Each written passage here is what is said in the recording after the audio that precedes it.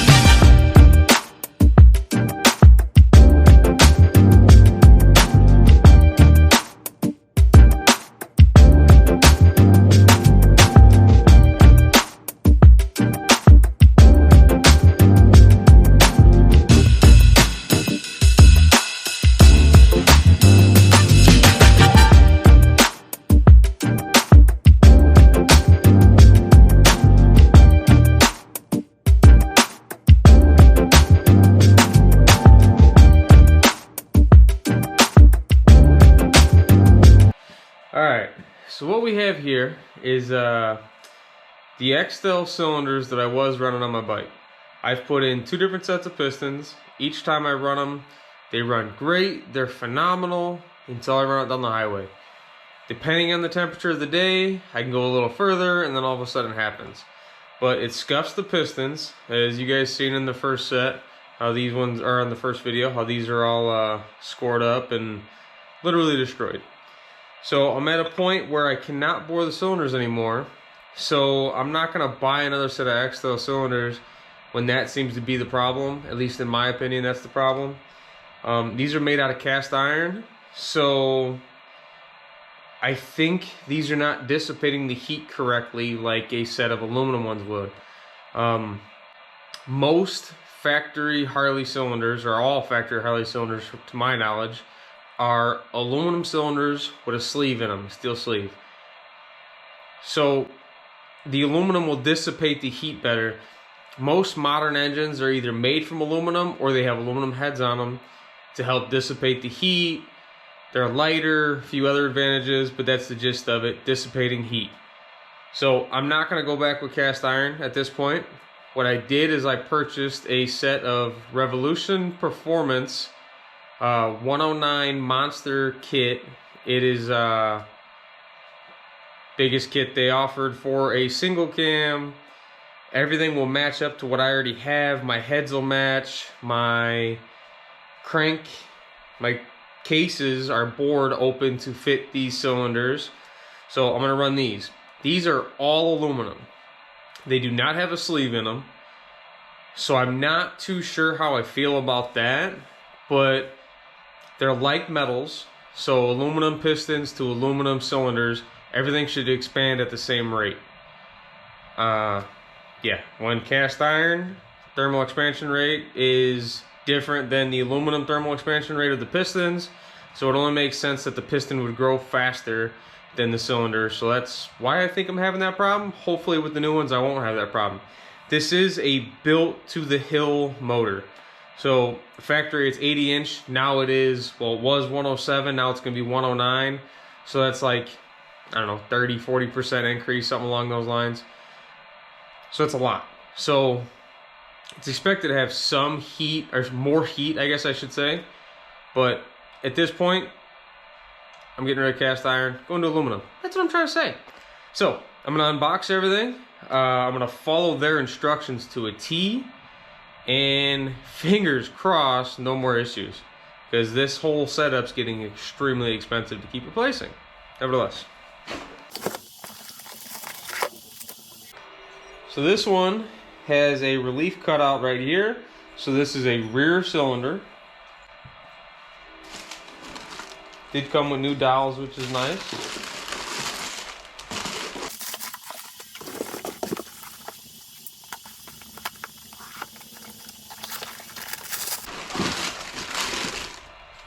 Now this one's got a notch out on this side, so it's a front cylinder.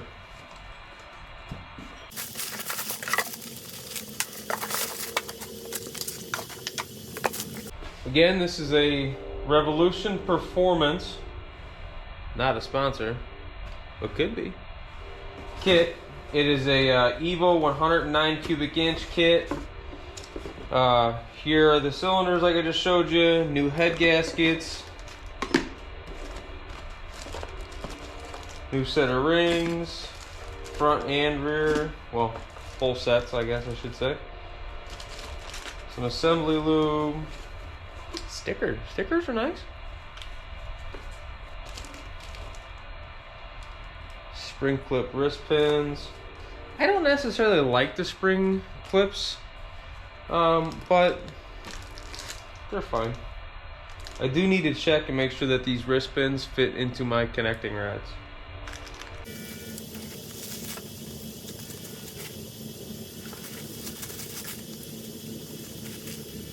So this is the rear piston because it's got the relief. And it says face forward. The relief isn't actually, from what I was told, isn't actually for the crank to clear. It's so that the other piston clears when it comes way down, which only makes sense, because if this one had one too, then I would say, okay, it's for the crank. But yeah, as they both come back down in, it's got to clear, go back up.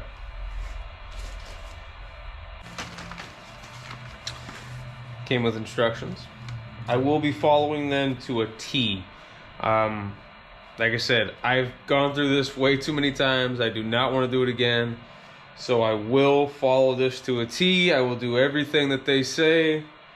No variations. Wrist pins do fit, which is awesome. One less thing I gotta worry about. So I'd read you guys everything, but that seems like a waste of time. If you were to buy this kit, you would get the same instructions. You should do the same thing and follow it to a T. So, yeah, I'm not gonna read it all to you, because it doesn't seem right. But yeah, just gonna start setting this up. So, it says, piston ring prep and installation. Piston ring gap should be bore diameter times top is chrome. Ring minimum of 0.0045, and second should be times 0.005. So this is the chrome one. It's not quite chrome, but it is shiny on the edge. This one is definitely black, so that is definitely the second one. So what that's telling you, or what that's telling me, is I believe these are 3 7/8 pistons and cylinders. So the number is going to be based on the 4.5 or 0.0045. So to do the math, got the old calculator. 0.0045 times 3.875. So that's telling me 0.0174, and repeating, well, not repeating, but so on. That's saying basically 17.5 thousandths is how much ring gap we should have. Wiseco, who also sent this, which is, it came with the pistons because they're Wiseco pistons, but they are, I don't know, maybe it's Wiseco rings. I'm sorry, Wiseco rings. They say for street performance, I want 4.5 thousandths. For street moderate turbo nitrous, the gap gets bigger because temperatures get bigger. So I will run the 4.5 thousandths based on what they said.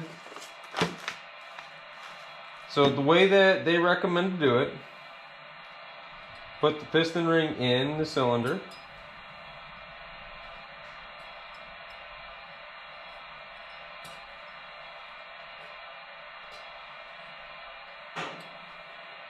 Being very gentle, not to scratch the cylinder or anything like that.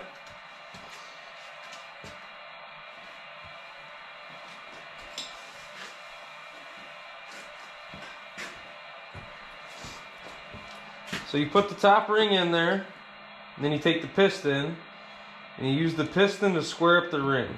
So what I'm gonna do is I'm gonna lower it just until this top ridge touches the top of the board. Just like that. Pull the piston out. And now I'm gonna get some feeler gauges. I'm gonna feeler gauge that.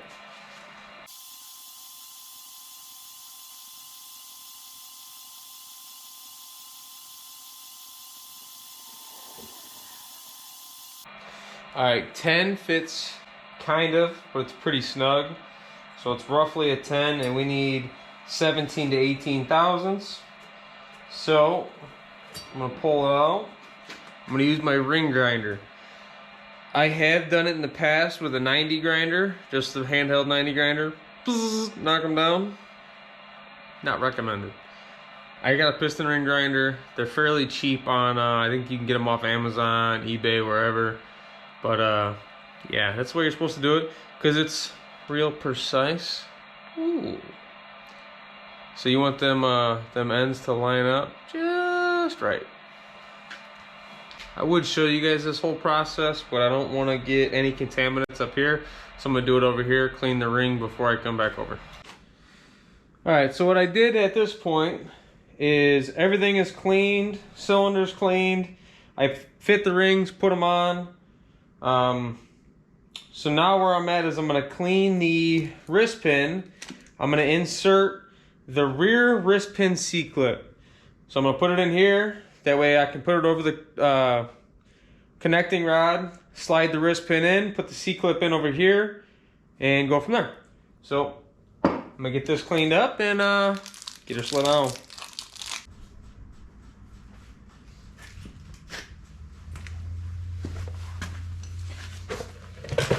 Alright, so first thing, make sure that your base gasket surface is clean.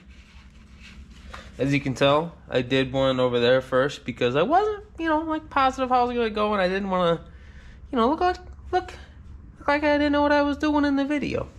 Anyway, so make sure your surface is clean.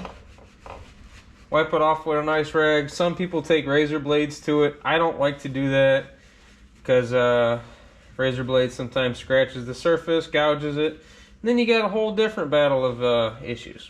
So I wipe it down with a nice rag, make sure that you put your base gasket on now, because once the piston's on, say you start to do something else and then forget about it or whatever, and it turns into a whole problem. So I always put them on now if I can.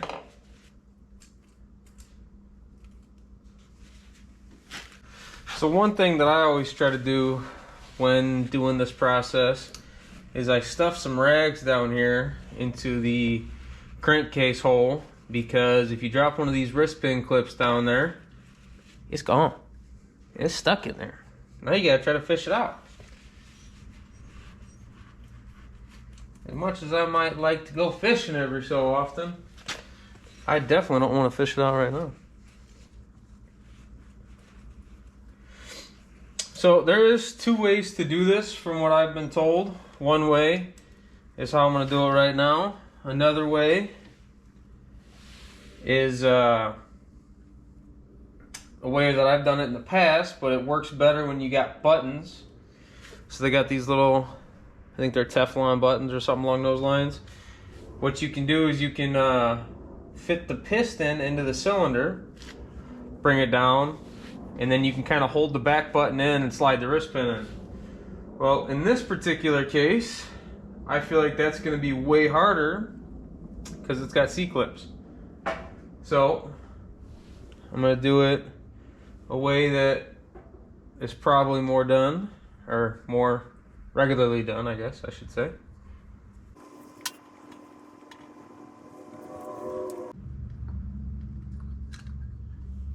So you got to be real careful. Try not to gouge anything.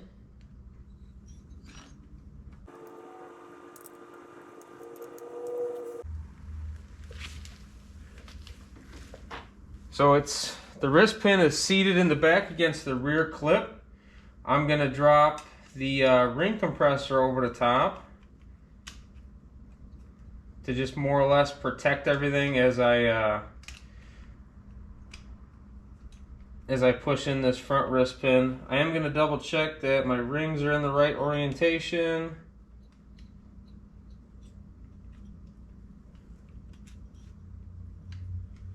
There we go.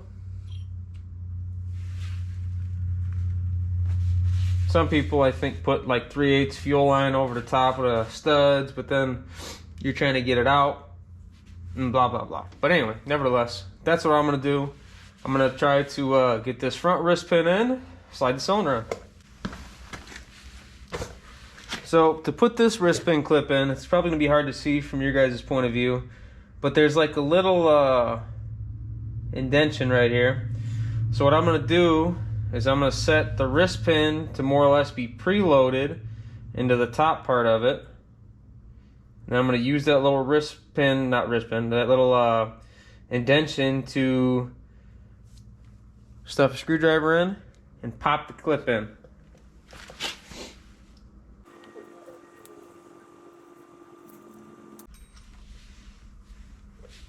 See right there, that was a prime example on why I try to put rags down there, or else, you know, fishing.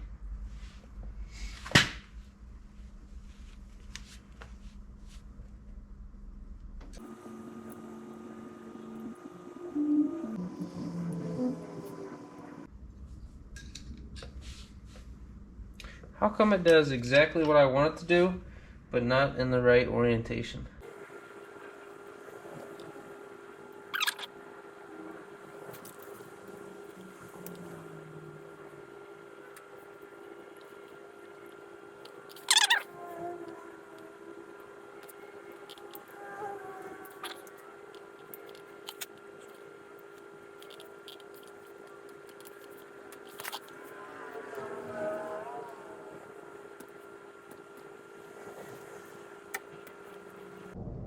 Alright, so the wrist pin and the wrist pin clip are in, which was a whole lot of fun. Now I'm going to fit the piston over the top.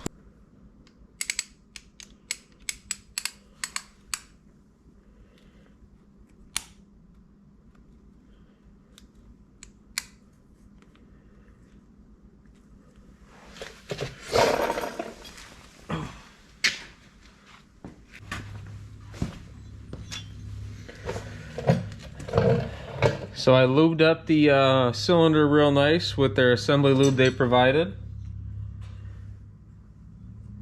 Uh-oh. Right now I'm going to pull all of my safety towel out. Maybe.